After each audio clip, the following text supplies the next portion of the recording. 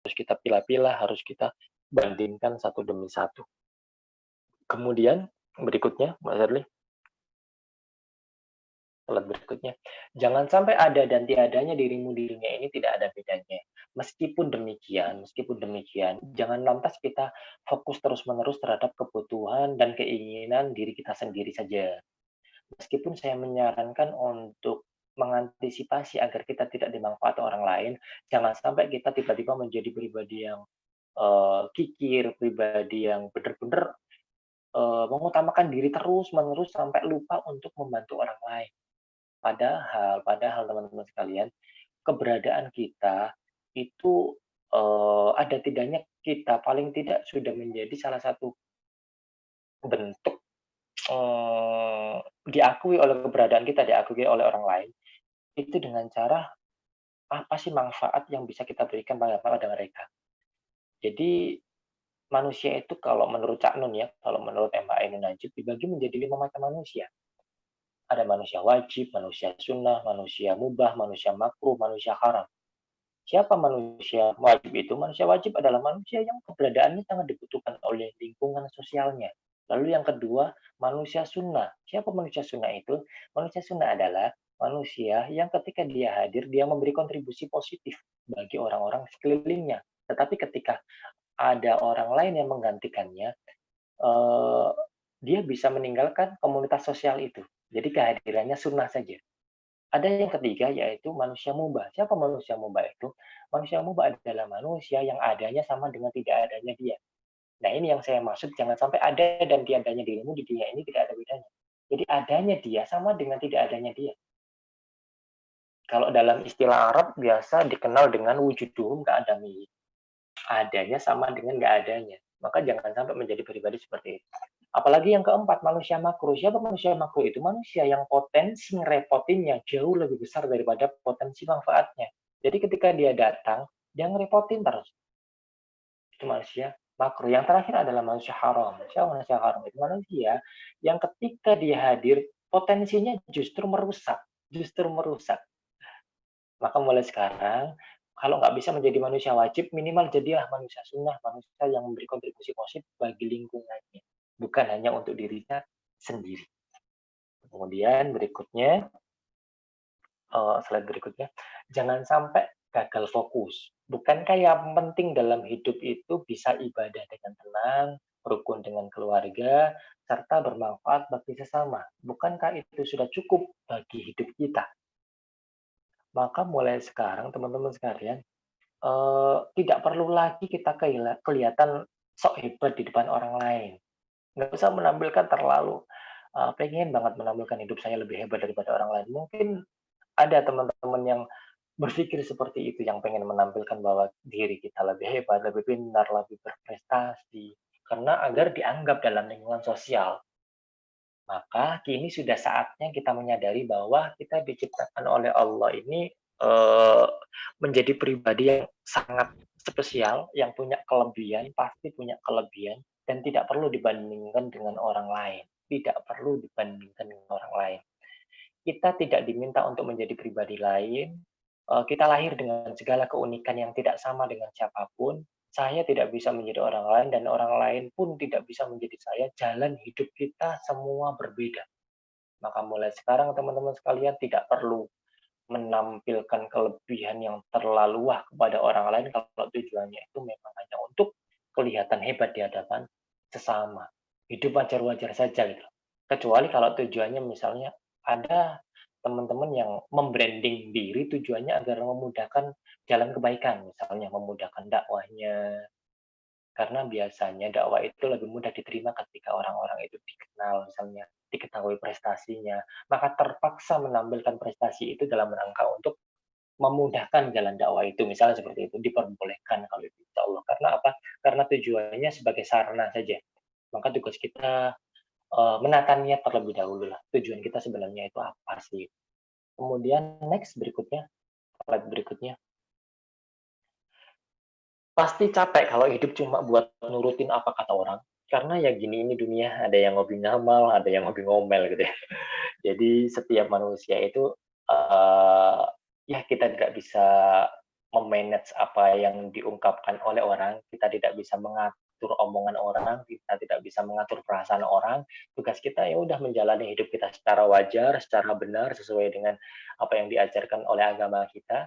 Mudah-mudahan dengan cara seperti itu, oh, persepsi orang lain menjadi baik dengan sendirinya, menjadi baik dengan sendirinya. Jadi kita tidak perlu fokus untuk mengatur agar image kita baik di hadapan sesama, fokus kita cukup berbuat secara wajar, berbuat kebaikan semampu kita, terserah orang mau ngomong apa, tugas kita cuma itu, tugas kita nggak mengatur perasaan orang lain, karena itu akan sangat, eee, sulit untuk kita lakukan, bahkan mungkin tidak mampu kita lakukan.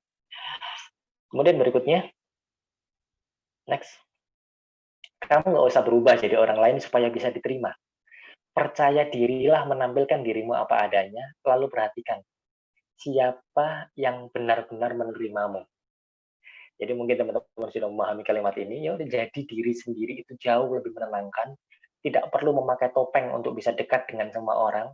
Biarkan mereka tahu tentang diri kita apa adanya. Suka atau tidak ya terserah gitu. Dengan cara seperti itu kita insya Allah akan mendapatkan orang-orang yang tulus ingin bersama kita. Asal hidup kita lurus, mengerjakan sesuai standar kebenaran yang kita yakini, tidak menyakiti dan merugikan siapapun, ya udah lakukan saja. Terlalu banyak berharap rasa suka dari orang hanya membuat kita tidak kunjung melangkah. Karena apa? Karena memang fokus hidup kita ke orang lain. Kalau fokus hidup kita ke peningkatan kualitas diri, mudah-mudahan dengan itu kita jauh lebih cepat untuk meningkatkan prestasi kita, meningkatkan kualitas diri kita. Ya berikutnya, slide berikutnya. Mungkin udah mau selesai nih ya.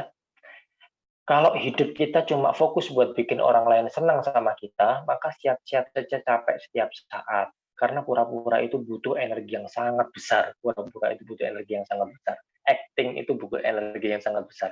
Sampai kapan kita mau terus-terusan pakai topeng? Tampillah sewajarnya dan fokus saja gabari Allah. Insya Allah dengan itu hati kita menjadi tenang. Mungkin teman-teman mengenal ada istilah social climber. Apa ya kalau dalam istilah populernya itu ya, panjat sosial, pansos. Kalau dalam istilah psikologinya mungkin social climber. Jadi suatu kelainan, jadi pansos itu adalah sebuah kelainan. Kalau dalam psikologi itu saya baca itu, ternyata itu sebuah kelainan yang diderita oleh orang yang menggunakan segala cara supaya bisa diterima oleh orang-orang yang memiliki status sosial yang lebih tinggi. Jadi kelainan yang diderita oleh orang yang menggunakan segala macam cara. Tujuannya apa? Agar bisa diterima oleh orang-orang yang memiliki status sosial yang lebih tinggi dari dirinya. Sebenarnya wajar sih jika setiap orang bercita-cita ingin meraih kesuksesan sebagaimana yang diraih oleh orang lain atau tokoh yang diidolakan misalnya. Cita-cita itu bahkan bisa menjadi motivasi kalau memang penyikapannya positif. Sayangnya, penderita pansos ini, penderita social climber ini, jangankan bekerja keras demi meraih kesuksesan, justru dia menjadi pribadi yang ingin terlihat sukses, padahal dia tidak benar-benar sukses. Maksudnya gimana?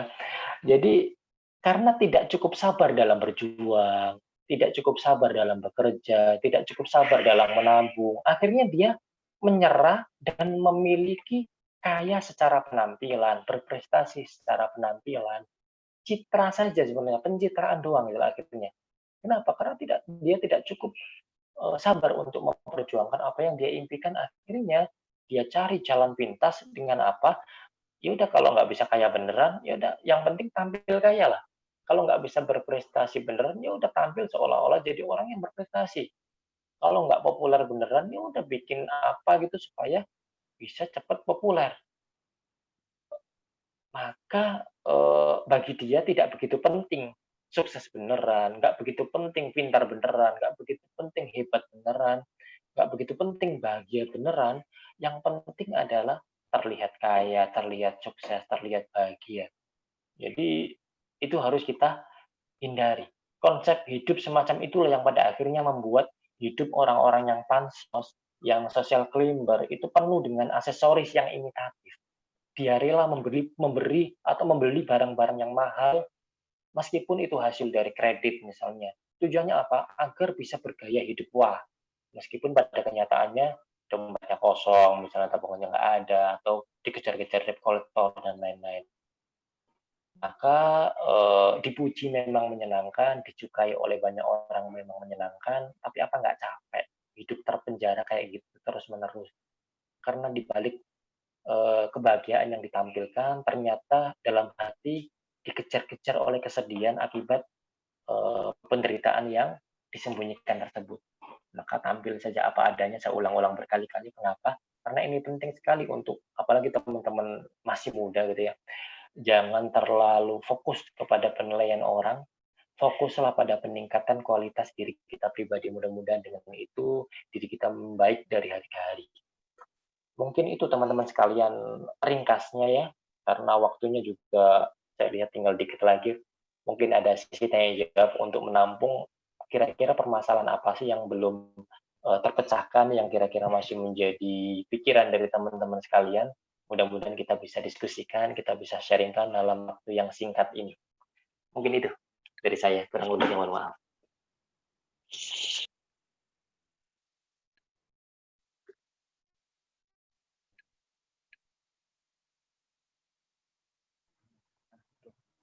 Oke, Masya Allah. Terima kasih Mas Rifai atas materinya. Masuki sesi yang ditunggu-tunggu teman-teman nih juga, sesi tanya jawab. Jadi untuk teman-teman yang sudah persiapkan pertanyaannya, boleh langsung ditanyakan kepada ahlinya ahli ya, kepada Mas Rifai. Boleh raise hand dulu, nanti juga kalau berkenan boleh ngidupin mikrofon sama on cam juga, sembari mungkin kenalan juga langsung dari penulisnya. Kamu nggak harus nyenengin hati semua orang. Ya boleh, silahkan teman-teman jika ada yang ingin bertanya, langsung tanyakan, sikat malam ini, tuntaskan malam ini semua. Ini panitia tolong bantu carikan juga ya, soalnya juga saya kesusahan kalau lihat yang lain. Duduk.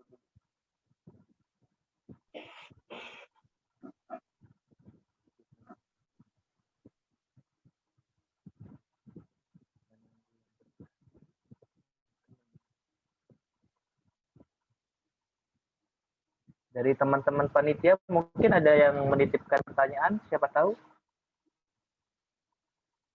Oh ada ternyata. Mungkin saya langsung sambil bacakan aja ya Mas Rifai. Ini ada titipan pertanyaan di kolom komentar. Izin bertanya Kak, kita posisinya diberi tanggung jawab dan kepercayaan dalam menghandle yang bukan jalan kita. Otomatis sesuatu itu harus kita lewati dari nol, sedikit berat. Mau menolak itu, menolak tidak enakan sama yang memberi kepercayaan, dan ada kata bijak, kita tidak akan tahu jikalau belum mencoba dan jadikan itu sebagai pembelajaran baru. Jadi menurut kakak seperti apa menyikapi hal tersebut? Tetap dijalanin atau ditinggalkan saja ya kak? Begitu. Langsung jawab Mas. Boleh sambil langsung menjawab, mungkin teman-teman juga sembari mau menuliskan pertanyaannya. Oke, jadi nggak enakan ketika menolak atau kita diberi tanggung jawab yang itu bukan porsi kita, yang itu sebenarnya bukan tugas kita, itu gimana solusinya? Yang pertama, teman-teman harus pertimbangkan dulu dengan kebutuhan pribadi atau waktu teman-teman. Kira-kira bisa nggak mengatur waktu dengan tambahan tugas atau tanggung jawab dari yang diberikan tersebut. Kalau memang masih bisa mengatur, nggak apa-apa, silakan ambil. Mudah-mudahan dengan itu kita bisa meningkatkan kualitas diri, karena bisa jadi dari tugas itulah kita menjadi punya pengalaman baru, menjadi punya experience baru. Jadi mudah-mudahan dengan itu keterampilan kita menjadi bertambah. Yang pertama. Kemudian yang kedua, pertimbangkan juga permintaan tolong itu dalam rangka memang dia tidak mampu, orang lain tidak mampu mengerjakannya, atau orang yang meminta tolong itu tidak mampu mengerjakannya, atau karena kemalasan-kemalasan yang ada dalam diri mereka, atau kemanjaan dalam diri mereka, nggak mau ngerjain gitu loh. Akhirnya nyerahin ke kita, akhirnya kita dimanfaatkan. Kalau memang demikian, langkah terbaik adalah menolaknya. Kenapa menolaknya? Karena itulah cara kita untuk membangun kemandirian pada orang tersebut. Kecuali kalau ini memang tugas organisasi loh ya. Saya nangkapnya tadi mungkin agak ngambang dari pertanyaannya. Ini sebenarnya tanggung jawab dari organisasi, dari perorangan, atau dari mana nih? Kalau dari organisasi, yang itu mungkin bukan tanggung jawab kita. Kalau itu bukan tanggung jawab kita, itu artinya sudah dibagi dong tugasnya masing-masing. Kalau sudah dibagi, kenapa kita masih diberikan tanggung jawab? Tapi kalau mungkin dari pembagian itu ternyata masih ada, mungkin ada yang merasa bahwa oh ini terlalu berat, kamu mungkin bisa membantu atau menolong, nah itu baru silakan dipertimbangkan. Oh, saya mungkin masih banyak waktu nih, ada banyak waktu luang nih. Mudah-mudahan dengan itu kita bisa menambah keterampilan kita, menambah kapasitas kita. Jadi seperti itu ya. Seperti itu Mas, Mas Bintang. Oke, terima kasih Mas Rifai. Mungkin saya kembalikan lagi kepada Mas Yusuf Fikri ya, yang selaku penanya. Mungkin kalau ada tanggapan atau feedback bisa langsung ditanyakan. 1, 2, 3 ya, seperti yang ada.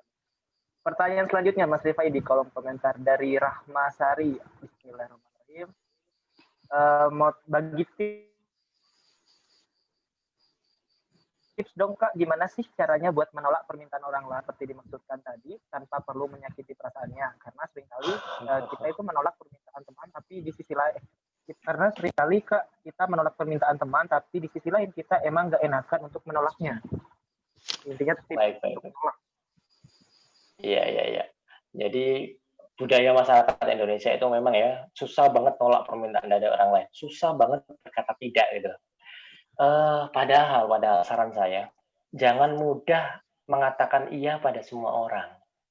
Menjadi orang yang sangat dibutuhkan oleh orang lain itu tentu sangat menyenangkan karena merasa bahwa hidup kita berguna, hidup kita bermanfaat gitu ya.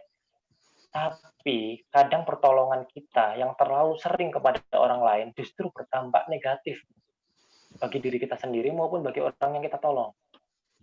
Saking mudahnya kita mengiyakan permintaan dari orang lain, bisa jadi ia menjadi orang yang manja, dia menjadi orang yang tidak kuat. Karena apa? Karena suka ngandelin pertolongan kita dalam hidupnya. Jadi budaya nolak permintaan tolong dari orang lain itu mulai sekarang coba dipikirkan baik-baik deh. Coba dilatih deh. Dilatih untuk berkata tidak, mengatakan tidak sebagai bentuk penolakan memang nggak mudah, memang nggak mudah. Tapi bisa jadi itulah yang terbaik untuk menghindari berantakannya rencana-rencana kita. Untuk jangan sampai mengorbankan diri sendiri karena terlalu mudah mengatakan iya. Berlatihlah mengatakan tidak, latihan, perlu latihan lah mengatakan tidak itu. Kita ukur kemampuan diri kita sendiri. Kita ukur kapasitas waktu yang kita miliki, jangan enggan menolak dengan permintaan maaf. Mungkin perkataan atau penolakan dengan cara yang halus, itu mungkin masih bisa diterima. Misalnya, maaf ya kayaknya kali ini saya belum bisa nolong nih, karena ada kegiatan lain, ada yang lebih penting, mohon maaf banget. Mungkin dengan permintaan maaf seperti itu, dengan sikap kita yang baik dalam menolak, mudah-mudahan dia masih bisa menerima. Apalagi ketika kita bisa menyampaikan alasan penolakan kita itu karena sesuatu yang sangat prioritas dalam hidup kita, yang lebih penting dalam hidup kita. Mungkin seperti itu.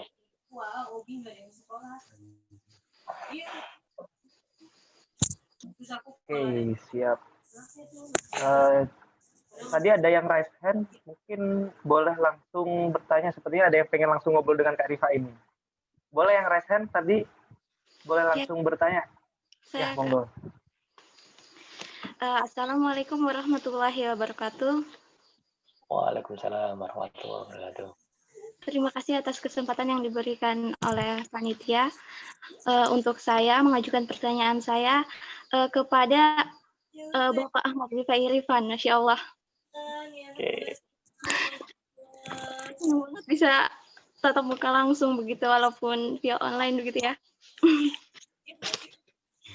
Begini Pak, ada yang saya ingin tanyakan mengenai rasa syukur begitu. Jadi kadang kita sebagai manusia ada banyak sekali rasa tidak syukurnya begitu. Jadi saya minta tolong Bapak untuk menjelaskan agar kita tidak suzon terhadap Allah, karena Allah itu kayak apa ya, tidak memberikan keadilan di sisi manusia begitu. Jadi ada itu dalam Asmaul Husna, sifat Allah itu bahwa Allah itu adil seperti itu. Kenapa si A dikasih kesempatan yang luar biasa, sedangkan saya tidak begitu? Dan itu yang menyebabkan kadang kita itu susah bersyukur begitu, Kak. Udah. Iya. Oke. Siap.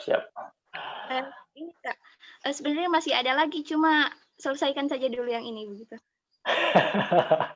Oke deh. Baik, langsung ya. Gimana sih caranya supaya kita bisa bersyukur, padahal ketika menyaksikan fenomena dalam kehidupan kita, realitas di kehidupan kok kayaknya nggak adil banget ya. Ada orang yang diberikan kelebihan A, sementara kita enggak. Orang lain kayaknya lebih enak banget jalan hidupnya lebih mulus, lebih lancar, sementara saya susah banget kok dikasih ujian bertubi-tubi, mungkin seperti itu. Padahal yang pertama teman-teman sekalian, gimana caranya agar kita berpositif thinking kepada Allah Subhanahu wa taala, agar kita berpikiran positif, husnudzon kepada Allah Subhanahu wa taala yang pertama. Bisa jadi, berpikiran seperti ini, bisa jadi apa yang kita lihat itu hanya di permukaan saja. Belum tentu yang membahagiakan bagi orang lain itu sebenarnya membahagiakan, benar-benar membahagiakan gitu. Belum tentu yang kita lihat menyenangkan bagi orang lain itu menyenangkan bagi mereka. Belum tentu yang terlihat hebat, yang terlihat nikmat, yang terlihat mudah banget hidupnya, itu bisa jadi dalam kehidupan nyatanya menyimpan realitas yang mungkin lebih menyedihkan daripada hidup kita. Dengan pemikiran-pemikiran seperti itu, mudah-mudahan kita bisa introspeksi nih, bisa jadi hidup saya inilah kehidupan yang diidamkan oleh banyak orang. Bisa jadi kehidupan seperti saya inilah yang diidamkan oleh orang yang saya lihat lebih hebat, lebih nikmat, lebih menyenangkan daripada hidup saya. Jadi seperti itu. Mungkin dengan cara memanage pikiran seperti itu, mengatur mindset seperti itu, kita bisa menjadi pribadi yang, oh ini hanya nampaknya doang gitu loh. Karena apa? Karena setiap orang memang diuji dengan kadar ujian yang sesuai dengan kehidupannya. Jadi jangan samakan orang-orang yang diuji dengan nikmat yang luar biasa, kayaknya itu nikmat, bisa jadi kesulitannya jauh lebih sulit daripada hidup kita. Yang dia alami setiap hari bisa jadi lebih susah daripada kita. Yang kita lihat mungkin menyenangkan, lebih mudah, yang tampil di media sosial apalagi itu mudah banget untuk dicitrakan dengan baik, mudah banget untuk ditampilkan dengan pencitraan-pencitraan yang menyenangkan doang. Karena yang menyedihkan itu jarang diungkap. Jadi seperti itu.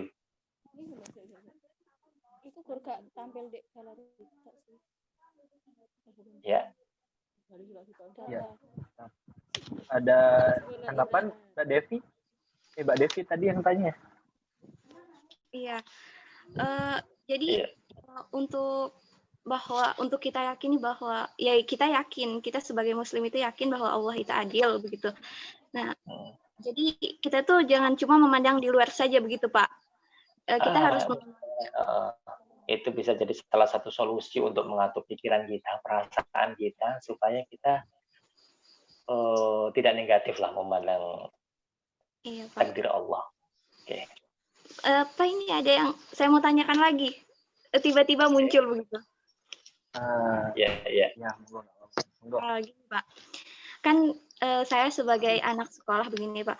Kadang ada teman saya yang coba minta jawaban begitu. Nah, bagaimana Pak cara yang baik, yang sopan begitu, biar teman kita itu tidak tersinggung seperti itu. Kadang ketika kita tolak begitu, kita malah kayak apa ya, pokoknya jadi lain lah begitu sifatnya dia sama kita, jadi nggak enak banget begitu. Pokoknya rasanya tuh, aduh gimana ini gitu. Iya. Jadi ngasih contekan ya, Ya, seperti itu, Pak. Iya. Jadi ya mungkin ini permasalahan banyak orang sebenarnya, banyak pelajar ya.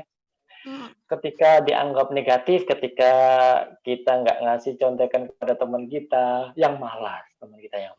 Kalau teman kita yang baik, yang rajin, itu malah malas nyontek itu, malu nyontek itu ya. Maka jadi gimana caranya untuk sikap kita supaya penolakan itu bisa diterima dengan baik? Susah. Susah banget. Cukup lakukan dengan cara tadi, minta maaf dengan baik, terus jelaskan bahwa tujuan ini kayak nyontekin ini tujuannya bukan karena pelit, bukan karena medit, bukan karena memang kita sombong atau apa. Tujuan utamanya adalah memang ini nggak boleh gitu. Ini nggak diperbolehkan. Andai kan ini diperbolehkan, ya mungkin akan di-share dengan waktu ujian, mungkin banyak yang nutup-nutupin hasil kerjaannya dengan sangat rapi. Justru itu yang dianggap medit, dianggap pelit, dianggap kikir. Padahal bisa jadi itu salah satu sikap yang jujur, sikap yang memang benar gitu.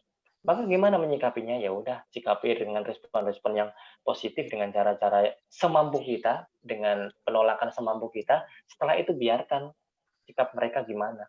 Karena kita sudah berbuat yang benar menurut kita, yang diajarkan agama ya, jujur kan ya. Jujur, kemudian setelah kita benar-benar jujur kok respon orang lain justru negatif, itu kita tidak bisa mengendalikan perasaan mereka. Jadi seperti itu ya. Cukup lakukan yang benar dalam hidup kita, yang kita yakini sebagai kebenaran, lakukan itu. Lakukan itu. Lalu tolak dengan penolakan yang sebisa mungkin, sehalus mungkin lah, dengan penjelasan yang selembut mungkin. Oke. Terima kasih Mbak Devi. Ya, Mungkin selanjutnya pertanyaan selanjutnya kepada Mbak Mayang Indasari nih, udah dari tadi ternyata nungguin. Ya, monggo Mbak Mayang Indasari. Baik. Assalamualaikum. Waalaikumsalam warahmatullahi wabarakatuh. Wayang. Oke. Sebetulnya ini kali kedua saya bisa ketemu secara online ya sama Pak Rifai Rifan. Oh gitu, udah pernah. Dan detiknya masih sama. Iya. Saya mau bertanya ini, Pak. Jadi kan fitrahnya manusia itu kan memang ingin tampil baik ya di hadapan orang lain kayak gitu.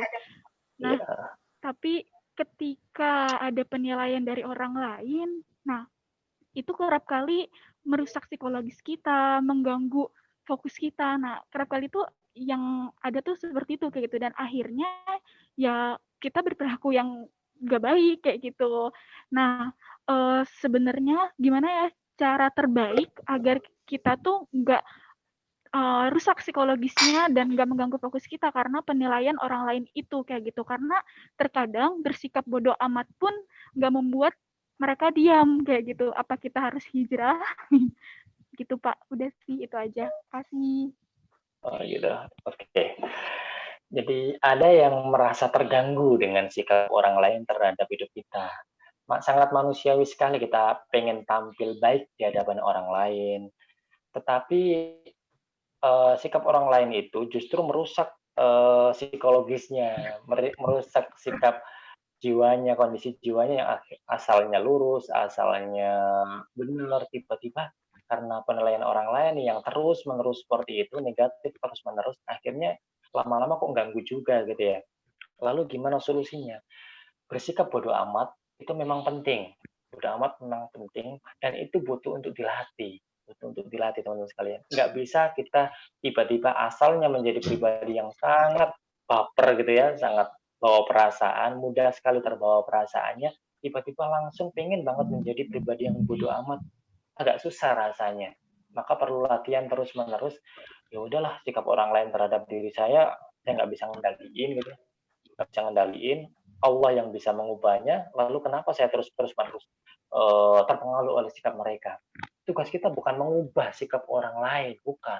Tugas kita mengubah sikap diri kita sendiri. Kalau sikap kita udah sikap yang benar, udah sikap terbaik yang bisa kita tampilkan, ya udah lanjutkan sikap itu. Kemudian masalah orang lain itu berubah sikapnya atau enggak, itu upaya-upaya yang mungkin bolehlah kita upayakan untuk kedua sebagai media dakwah bagi kita. Tapi kalau masih kesulitan dan kayaknya nggak mungkin ya Mas saya mengubah sikap mereka. Ya udah, usahakan sikap kita saja dulu yang benar deh. Apa perlu saya hijrah ke tempat lain dari lingkungan sosial seperti itu? Insya Allah akan sama kok. Akan ada aja orang-orang seperti itu. Gitu. Ada aja orang-orang yang melihat kita dengan negatif itu akan selalu ada. Lingkungan sosial itu akan sangat sulit kita hindari. Maka tugas kita mengatur perasaan kita, melatih sedikit demi sedikit agar kita tidak mudah baperan. Mudah-mudahan dengan cara seperti itu, psikologis kita lama-lama menjadi terlatih, gitu ya. Melatih jiwa kita agar kita bersikap bodoh amat terhadap orang lain. Oke, seperti itu Mas Bintang. Terima kasih Mbak Mayang Indasari. berpindah ke kolom komentar ya Mas Rifai. Jadi dari Mbak Astri Fadilah, izin bertanya Kak, kadang saya merasa takut sekali melakukan kesalahan karena orang lain selalu mengaitkan perilaku saya dengan penampilan saya yang memang menggunakan kerudung syar'i. Dan saya akhirnya juga takut untuk bertingkah apa adanya. Itu bagaimana ya Kak? Boleh diulang Mas Bintang. Saya kurang jelas pertanyaannya. Oke. Mohon maaf Kak. Jadi Mbak Astri Fadilah mau bertanya. Jadi Mbak Astri takut kalau melakukan kesalahan karena orang lain selalu mengaitkan perilaku yang saya lakukan dengan penampilan saya yang gunakan. Penampilan yang Mbak Astri gunakan ini syar'i, kerudungnya syar'i begitu. Dan saya akhirnya juga takut untuk bertingkah apa adanya. Bagaimana ya Kak menyikapinya? Oke, yang pertama. Penilaian orang lain, kita takut berbuat salah di depan orang lain karena orang lain selalu mengaitkan penampilan kita yang syar'i, tapi perilaku kita yang mungkin dianggap kurang syar'i. Itu gimana? Justru penampilan yang syar'i itu menjadi penjaga bagi teman-teman, menjadi penjaga, menjadi benteng supaya sikap teman-teman itu bisa terjaga di hadapan sesama. Karena penampilan itu memang salah satu media dakwah bagi teman-teman sekalian. Selain melaksanakan kewajiban dari Allah, juga menjadi sarana dakwah bagi orang-orang yang melihat, bagi lingkungan sosial teman-teman sekalian. Maka kalau menampilkan apa adanya itu yang dimaksud adalah meskipun berbuat salah, ini saya gitu loh. Meskipun saya berbuat salah, tapi ini diri saya. Yaitu yang salah, justru itu yang salah. Kalau yang dianggap sebagai menampilkan diri saya apa adanya itu bukan sebuah kesalahan, itu kenapa dikaitkan dengan kerudung syar'inya kalau memang itu bukan sebuah kesalahan. Jadi anggapan saya yang dianggap apa adanya itu adalah memang sebuah kesalahan sehingga akhirnya bermasalah dengan penampilannya. Maka yang perlu diperbaiki apa nih? Ya, sikapnya yang dianggap apa adanya yang ternyata salah tersebut. Jadi mudah-mudahan dengan sikap apa menampilkan diri apa adanya itu bukan lantas kita menampilkan diri kita sebagaimana masa lalu kita seenaknya, bukan. Yang saya maksud apa adanya, tampilkan diri kita apa adanya, itu adalah ciri khas dalam diri kita. Bukan kesalahan yang masih bisa diperbaiki. Kalau kesalahan yang masih diperbaiki, apalagi sikap-sikap yang dirasa negatif, itu harus diubah. Jangan ditampilkan lagi, harus diubah dalam diri kita. Jangan sampai menampilkan apa adanya. Jadi seperti itu. Mungkin penjelasannya seperti itu. Oke, semoga menjawab ya Mbak Astri. Sebelumnya mohon maaf, izin ke Mas Rifai, kira-kira nanti kalau sampai 9:30 tanya jawabnya apa tidak masalah ya Mas Rifai? Ini sangat antusias sekali ternyata teman-teman ini. Oke, insya Allah nggak masalah. Karena tadi terganggu oleh gangguan teknis juga ya. Oke. Ya mohon maaf, terima kasih. Jadi karena tadi penanya cewek semua nih, mungkin cowok boleh lah. Mas Reza Permata, boleh dari Asen bisa tanya langsung sama kita. Ya maaf, saya cewek. Reza, ya apa? Ya nggak apa-apa, ini nanya ya? Langsung nanya aja ya? Iya, oke. Silakan. Ya, makasih atas kesempatannya. Maaf kalau saya off cam. Jadi langsung ke pertanyaannya aja. Gimana sih Mas buat kita berani untuk menyampaikan pendapat? Nah, misalnya dalam diskusi ya, kita tuh kebanyakan iya aja, padahal sebenarnya ingin banget nih nyampein pendapat, tapi mungkin karena kita merasa kita nggak punya power di dalam diskusi itu. Jadi kayak nggak usah nyampein gitu, terus juga takut penilaian orang lain juga ke kita, terus takut juga kayak terlihat beda gitu. Gimana ya biar berani? Makasih. Oke, langsung saya jawab ya. Jawabannya adalah dengan latihan. Keberanian untuk mengungkapkan pendapat, keberanian untuk berbeda pendapat, keberanian untuk tampil beda di hadapan banyak orang, itu harus kita latih dari forum-forum paling kecil lah, dari forum-forum paling kecil. Misalnya paling dekat dengan keluarga kita terlebih dahulu. Setelah terlatih, kemudian kita masuk ke lingkungan sosial yang lebih luas lagi kepada sahabat-sahabat kita, lingkungan sosial terkecil kita. Kemudian setelah itu baru lebih luas lagi. Jadi memang perlu dilatih, gitu. Perlu dilatih. Kalau pengen cara yang lebih instan, itu yang dengan cara cuek tadi.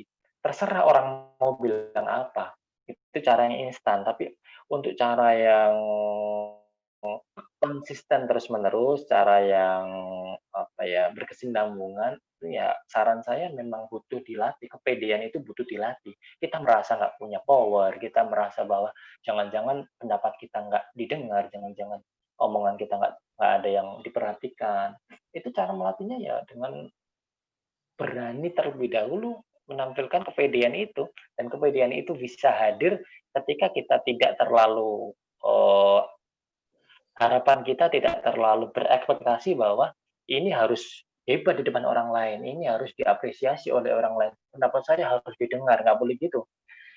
Biasanya harapan-harapan yang ekspektasi yang tinggi seperti itulah yang justru menjatuhkan kita di awal, menjatuhkan kita. Kita sudah berani nih menampilkan pendapat, tapi ternyata pendapat kita nggak didengar, pendapat kita tidak diambil sebagai kesimpulan, atau pendapat kita diabaikan oleh komunitas kita dalam rapat misalnya, tidak dijadikan sebagai salah satu pendapat utama. Lalu gimana cara nyikapinya? Ya udah gitu loh. Ya udah, yang penting kita sudah menampilkan kepercayaan diri kita, paling tidak sebagai media latihan untuk nantinya bisa terus-menerus kita latih di forum-forum yang lain. Jadi seperti itu. Terima kasih Mas Rifai. Sama-sama. Semoga menjawab. Dari kolom komentar ada Mbak Lailan. Izin bertanya dong Mas. Buat yang terlanjur menjalani hidup dengan penilaian orang lain, cara dan step agar dapat kembali hidup menjadi diri sendiri bagaimana Kak Rifai? Ada yang terlanjur ya. Jadi terlanjur hidup dari apresiasi orang lain. Jadi ketika di media sosial misalnya, ketika posting status, pengen banget di like, pengen banget di komen. Ketika update status di WA, pengen banget ada yang tiba-tiba chat gitu ya. Jadi gimana caranya ngatasi itu? Udah terlanjur nih, udah terlanjur hidup dengan cara seperti itu. Gimana ngatasinya? Cara ngatasi yang pertama, latih keikhlasan kita dengan menjadikan Allah sebagai tujuan utama dari seluruh aktivitas kita. Jadi kita langsung membalik mindset kita nih. Yang awalnya semua tujuannya hanya untuk apresiasi orang lain. Lalu kita pikirkan, setelah diapresiasi orang lain, dapat apa sih? Setelah dipuji oleh orang lain, tindakan kita nih dipuji oleh orang lain, diapresiasi oleh orang lain, dibilang wow oleh orang lain, terlihat hebat oleh orang lain. Lalu kita dapat apa? Selain pujian, kita nggak dapat apa-apa. Nah, setelah kita menyadari itu, mudah-mudahan pola pikir kita akan terbalik nih. Ya udah, kalau memang nggak dapat apa-apa, ngapain itu saya jadikan sebagai salah satu parameter utama kebahagiaan hati saya gitu. Kalau seluruh tindakan kita tujuan utamanya hanya untuk apresiasi oleh orang lain, diapresiasi oleh orang lain, maka sebenarnya kita nggak akan dapat apa-apa, rugi gitu loh. Semua aktivitas kita akhirnya hangus sia-sia. Kenapa? Karena memang itu tujuan kita, keikhlasan kita terganggu, kita akhirnya ria, itu namanya bukan Allah. Lalu semua aktivitas kita nggak ada nilainya sama sekali di hadapan Allah Subhanahu wa Ta'ala. Jangan-jangan nanti kita menyesal bukan main ketika di hari perhitungan amal nantinya. Kenapa? Karena seluruh amal yang kita bangga-banggakan, amal yang dipuji-puji oleh banyak orang, kebaikan yang dieluh-elukan oleh banyak orang, ternyata nggak ada nilainya sama sekali, bahkan minus di hadapan Allah Subhanahu wa Ta'ala, karena tujuan utama kita adalah riya. Bukannya kita dapat pahala, justru yang kita dapatkan adalah dosa-dosa dari riya yang ada di hati kita. Maka mudah-mudahan dengan kesadaran semacam itu kita menjadi pribadi yang mampu mengendalikan hati, mampu mengendalikan jiwa, sehingga nantinya tujuan utama dari aktivitas kita hanya untuk Allah Subhanahu wa Ta'ala. Karena hanya untuk Allah lah nantinya kita bisa memanen seluruh amalan-amalan kita di akhirat kelak. Dan seperti itu. Oke, siap. Semoga menjawab. Selanjutnya ada yang mau tanya langsung nih Mas Rifai dari Asmiftah Sari Tunur kepada Mbak Asmiftah. Silakan. Baik, terima kasih atas kesempatan yang telah diberikan kepada saya. Dari materi yang telah dijelaskan tadi, saya dapat mengambil kesimpulan bahwasanya untuk menjadi orang besar, kita harus mampu menjadi perusak bagi kemalasan kita, perusak bagi pikiran negatif kita, dan perusak kebiasaan-kebiasaan buruk kita lainnya. Nah, yang ingin saya tanyakan tentu ada batasan-batasan yang tidak kita harus rusak. Batasan-batasan seperti apa yang harus kita jaga agar kita tetap asyik ke orang lain. Terima kasih. Batasan-batasan seperti apa yang harus kita jaga sehingga kita menjadi pribadi yang asik untuk orang lain, gitu ya? Pertanyaannya ya. Oke, yang pertama. Sebenarnya dalam agama kita, itu sudah ada batasan yang disebut akhlak, ada yang disebut moral, ada yang disebut adab, ada yang disebut etika. Apa bedanya antara akhlak, adab, moral, etika? Jadi kalau moral itu hampir sama dengan akhlak, yang adab itu hampir sama dengan etika. Seluruh tindak tanduk dalam hidup kita sudah diatur oleh Allah Subhanahu wa taala dan sudah diteladankan oleh Rasulullah sallallahu alaihi wasallam melalui seluruh aturan-aturan agama. Ketika seluruh sikap kita sudah mengacu kepada seluruh aturan agama, insya Allah saat itulah kita sudah harus mempertahankan sikap tersebut. Jadi sebenarnya kita ini lebih mudah untuk mengamalkan, lebih mudah untuk mengikuti parameter akhlak daripada parameter moral. Jadi kalau dalam istilah moral, itu lebih menyesuaikan dengan tradisi sekitar atau dari budaya tempat tinggal kita, lingkungan sosial kita. Sementara kalau parameternya akhlak, itu acuannya sudah jelas agama. Terserah kita ada di lingkungan sosial seperti apa, di komunitas seperti apa, aturannya tetap gitu loh, tetap. Ketika berkata kepada orang lain, ketika memulai pertemuan dengan assalamualaikum, di mana-mana akan selalu sama, kecuali kalau acuan kita adalah acuan atau standar moral. Kita akan menyesuaikan dengan komunitas tempat tinggal kita. Tapi kalau acuannya adalah akhlak, dimanapun kita berada, insya Allah selalu sama, karena sudah diajarkan oleh Allah melalui Rasulullah Muhammad SAW.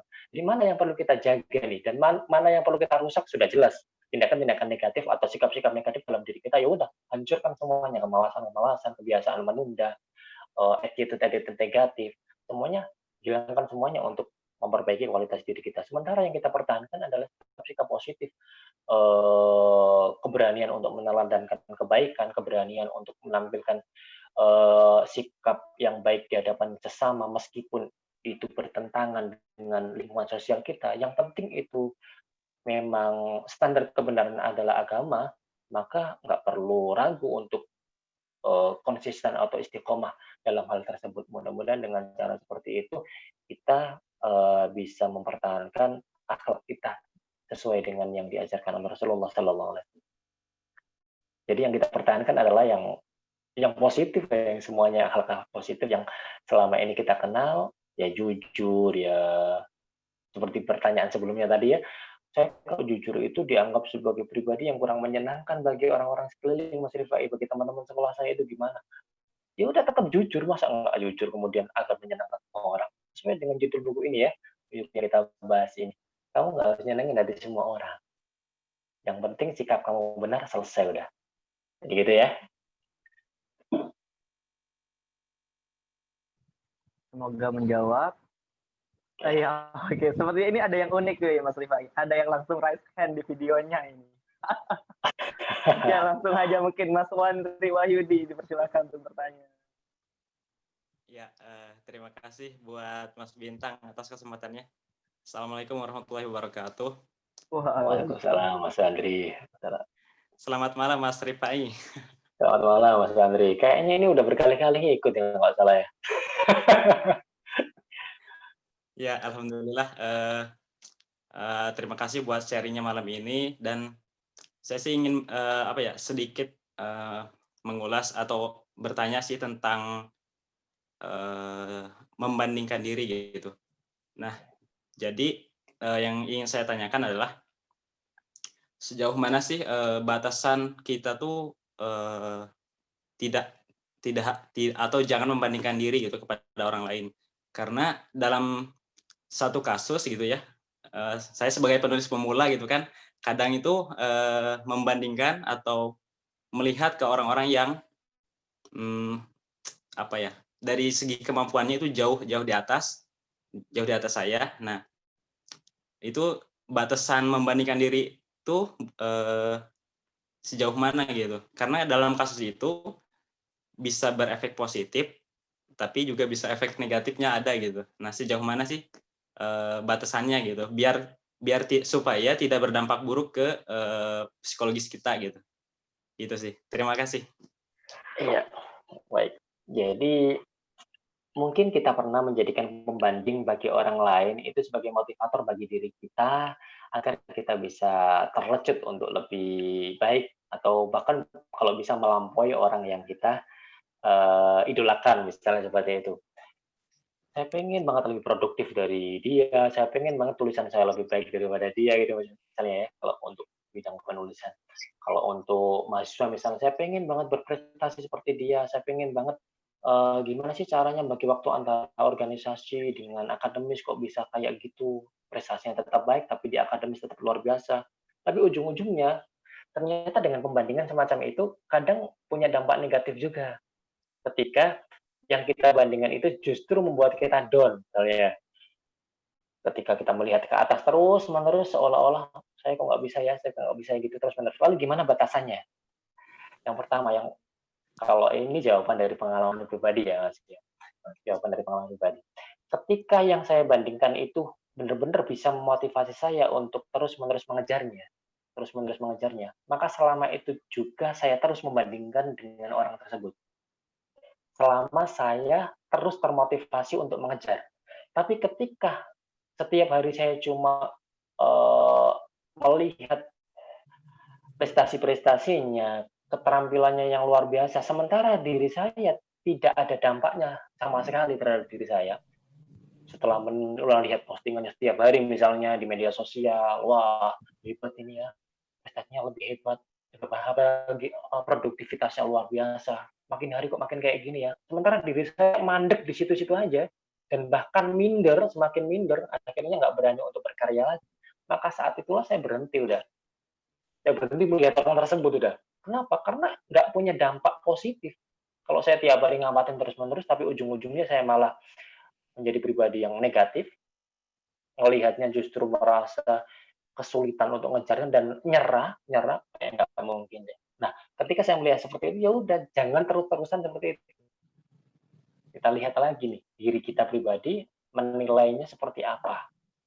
Selama orang itu masih memotivasi kita untuk terus berkembang, ketika kita mengamati, ketika kita melihat orang tersebut, mengikuti orang tersebut, kemudian kita makin berkembang dari hari ke hari, pengetahuan kita makin meningkat, semangat kita makin meningkat, maka terus-menerus saja nggak masalah.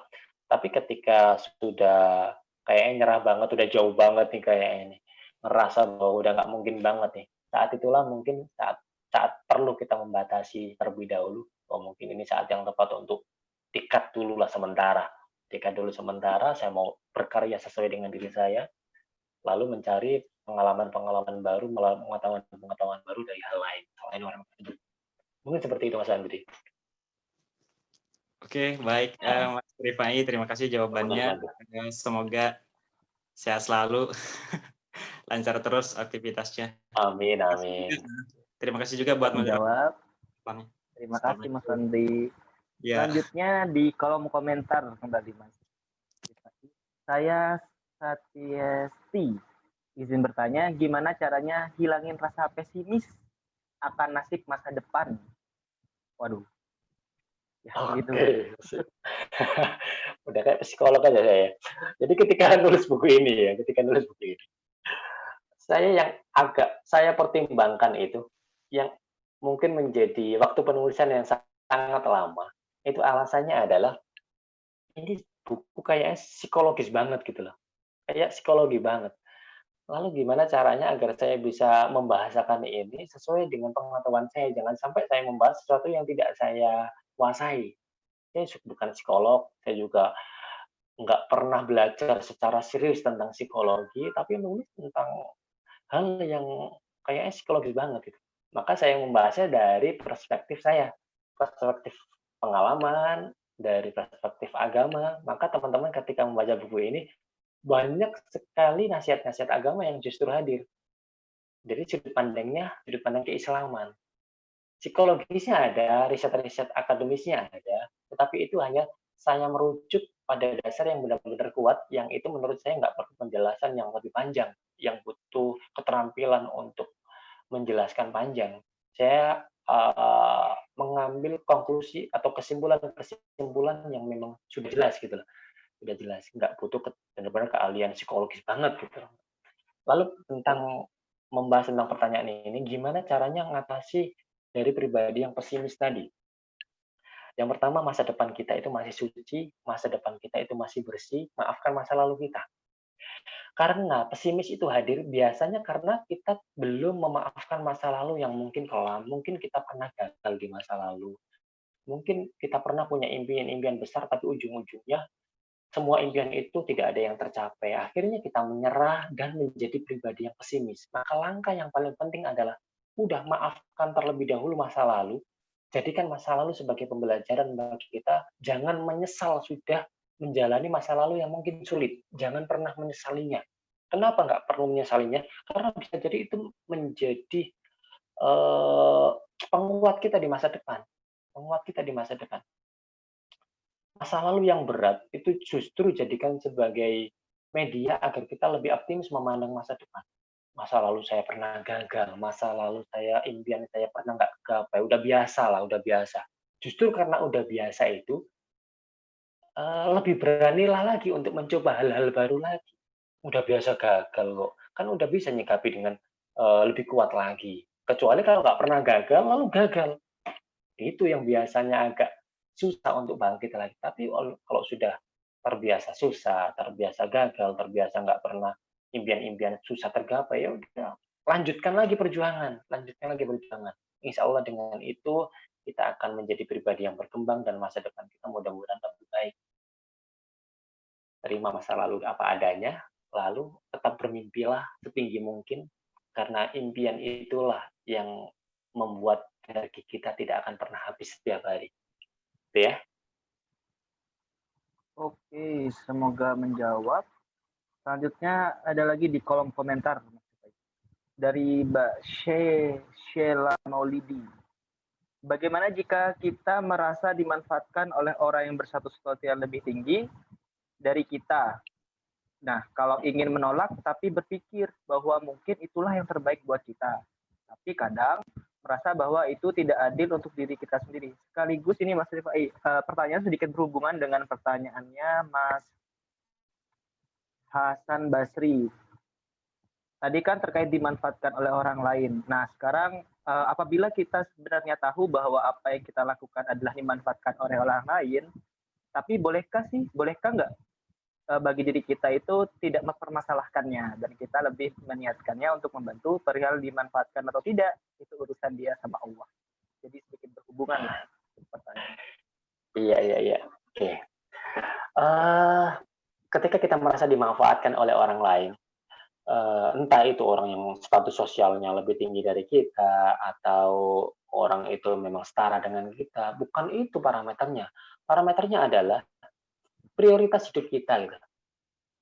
Ketika yang kita jadikan prioritas itu orang lain, kemudian membuat kita mengabaikan kepentingan diri kita sendiri, urusan-urusan kita menjadi berantakan, bahkan keluarga kita terabaikan, impian-impian kita menjadi terabaikan, itu yang membuat diri kita harus benar-benar siap untuk berkata tidak.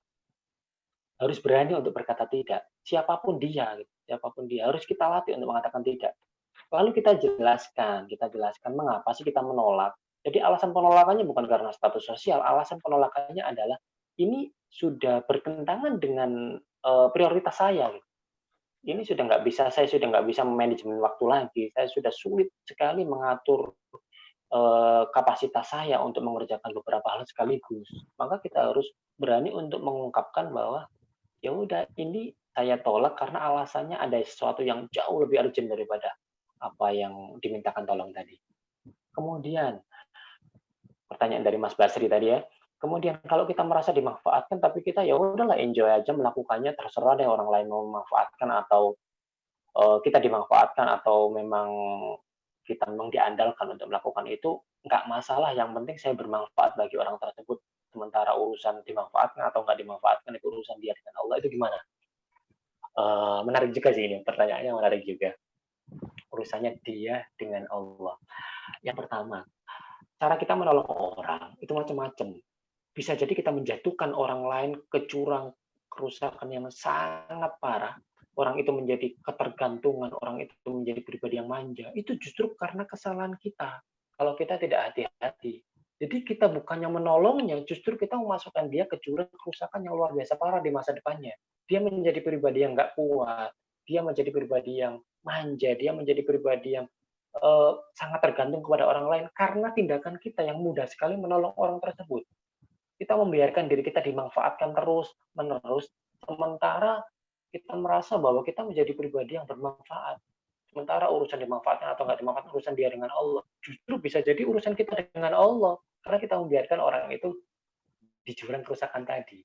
Maka antisipasi terlebih dahulu lah. Kira-kira pertolongan kita itu benar-benar dibutuhkan oleh dia atau enggak. Dibutuhkan dia atau enggak. Memang dalam saran agama dianjurkan ta'awanu 'alal birri wat taqwa wa la ta'awanu 'alal ismi wal 'udwan. Jadi bertolong-tolongannya kamu dalam kebaikan dan ketakwaan. Silakan saling bertolong-tolongan dalam kebaikan dan ketakwaan. Itu batasannya. Itu batasannya. Saling menolong itu kenapa sih? Karena ada kemampuan dalam diri orang lain yang sangat kita butuhkan dan ada kemampuan dalam diri kita yang mungkin dibutuhkan orang lain dan itu tidak dimiliki oleh orang lain. Tapi kalau orang lain memiliki kapasitas untuk menolong dirinya sendiri, kemudian kita mengandalkan diri kita terus-menerus, ya akhirnya kita sendiri yang merugi dan orang tersebut juga akan merugi. Maka seperti itu pertimbangannya ya. Mudah-mudahan membantu.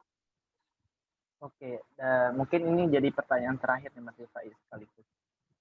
Dari Dedek Rosa tadi raise hand. Oh ya, raise hand lagi ternyata orangnya. Dipersilakan Dedek Rosa. Nah.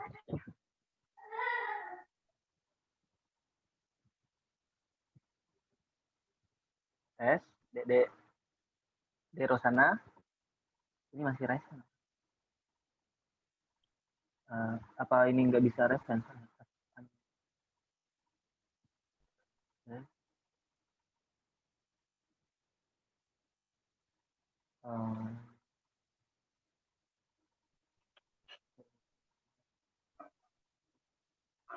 Halo, Dedek Rosana. Oh, sepertinya ada gangguan. Ya mungkin kembali ke kolom komentar aja. Berarti kalau begini. Di komentar ada Mbak Rifta Nindya. Assalamualaikum Kak Rifai, saya ingin bertanya. Saya selalu dibilang kaku oleh orang lain. Saya akui saya mungkin kurang bersosialisasi. Saya ingin berusaha untuk menghilangkan sifat kaku saya dan menjadi orang yang lebih ramah. Mohon tipsnya Kak Rifai, terima kasih. Ini sebenarnya kalau teman-teman melihat IG saya atau FB saya gitu ya, ada postingan kemarin kalau nggak salah saya posting tentang diri saya sendiri yang memang saya termasuk pribadi seperti itu, yang susah bergaul dengan orang lain, yang pendiam, yang pemalu, yang mungkin kadang tindakan pendiam kita atau pemalu kita itu justru dianggap tidak ramah kepada orang. Ini gimana solusinya? Solusinya adalah jangan terlalu menampilkan pencitraan topeng kita seolah-olah ramah padahal kita nggak ramah. Yang perlu kita latih adalah gimana caranya kita benar-benar bersikap ramah sesuai dengan diri kita. Jadi bukan seolah-olah, jangan menampilkan ramah tapi nggak ramah misalnya. Menampilkan santun tapi sebenarnya itu penampilan di luar. Pada akhirnya kita tersiksa sendiri. Lalu gimana caranya? Latih terus-menerus. Mudah-mudahan dengan itu kita bisa konsisten. Jadi bukan penampilan doang gitu. Bukan penampilan di depan orang doang. Tapi dengan latihan yang serius, mudah-mudahan kita menjadi pribadi yang benar-benar ramah, benar-benar santun, benar enak bergaul dengan orang. Dan itu agak sulit mungkin dari perspektif, apalagi dari sikap hidup orang introvert misalnya. Orang introvert susah banget kan bergaul dengan orang. Lalu gimana solusinya? Ya udah usahakan sebisa mungkin, semampu mungkin Allah menguji seorang itu sesuai dengan kemampuan hambanya. Yang penting usaha kita dinilai, itu ikhtiar kita, usaha kita. Ketika kita mentok ya udah, itu usaha maksimal kita. Itu usaha maksimal kita. Nggak usah membandingin dengan keramahan orang lain. Ada orang yang gerabyak banget, mudah banget bergaul. Jangan bandingkan dengan orang seperti itu. Nggak harus sama dengan mereka. Tingkat keramahan kita, tingkat kegerabyakan kita, sosialisasi kita. Mungkin nggak harus sama dengan orang-orang seperti itu, karena masing-masing kita dibekali dengan potensi yang berbeda, cara yang berbeda, dengan ikhtiar yang berbeda. Mudah-mudahan perjuangan kita ke arah sana dinilai oleh Allah sebagai ikhtiar dan kerja keras yang dinilai ibadah oleh Allah Subhanahu wa taala. Jadi seperti itu. Mungkin itu yang Sundang ya. Iya. Tapi ada yang tanya lagi, satu pertanyaan nggak apa-apa Mas Rifai? Oke, boleh. Satu aja ya, satu aja. Mohon maaf teman-teman, mohon maaf. Kepada Dek Dede, udah balik soalnya. Assalamualaikum Kak Rifai. Maaf tadi. Putus-putus Mbak Dede suaranya. Putus-putus.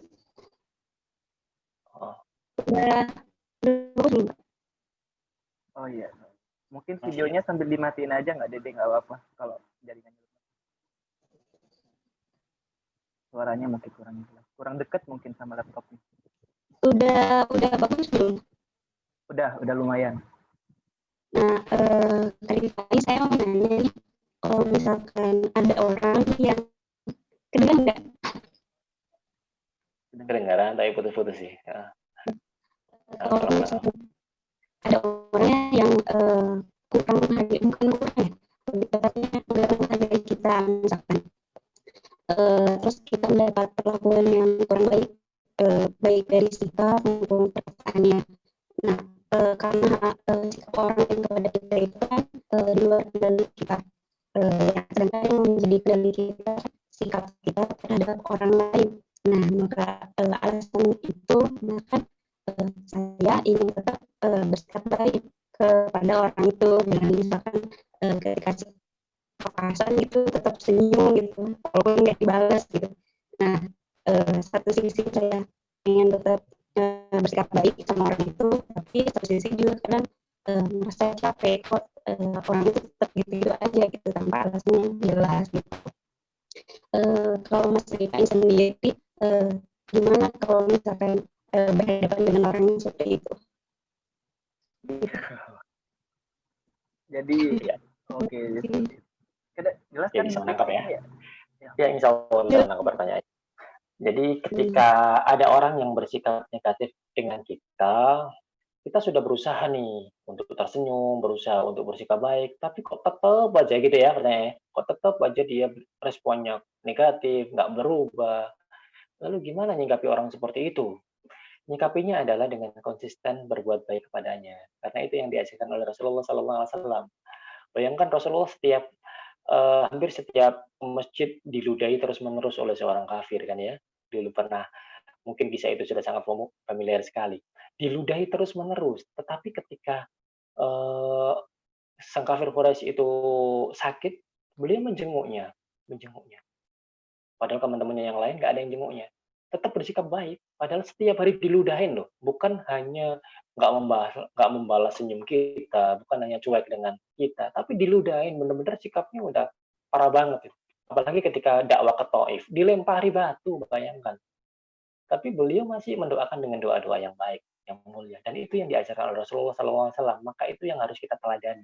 Meskipun sulit, apalagi bersikap baik kepada orang yang membenci kita, itu pasti sangat sulit sekali. Tetapi insya Allah ganjarannya luar biasa besar.